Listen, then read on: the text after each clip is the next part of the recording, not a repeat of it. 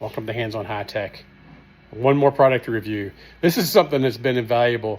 So I had an RV that had the stickers repealing on the outside, and it was probably 4 or 5 years old. It was a Sandpiper. Forest River made it. They wouldn't give me stickers. They wanted to charge this outrageous amount for the stickers. What I ended up doing is ripping these stickers completely off. And then I tried to get Red Bull or someone to put stickers on the side of it for me.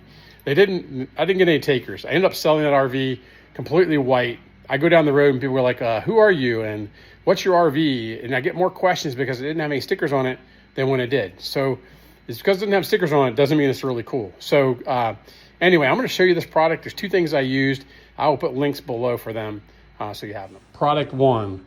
This little product, be careful where you get this stuff though. So if you put this on a sticker you want to remove and it, kind of falls down to stickers you don't want removed, too late. This stuff will actually just eat the glue under the sticker. I found this was extremely valuable in taking stickers off, and I still use it today.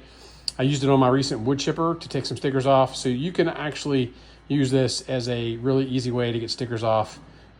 Spray more than one coat on if you need to, but this turtle wax label and sticker remover is awesome. So definitely a product I would recommend. Whizzy wheel. Yep. That's what it is. So this little product goes into your drill and it does a terrific job. This is what it looks like after it's been used a little bit. It does it, and basically you end up losing rubber of this with each sticker. I went through 40-foot fifth wheel. I want to say 2 of these, and this one is left. Plus I bought an extra one and just have it around my little hobby farm because I never want to remove stickers again. But man, these things are just awesome too. So great product. If you need to remove stickers, then obviously if you need to remove stickers, I'd use one of these, and I'll put a link again below. Thanks for watching.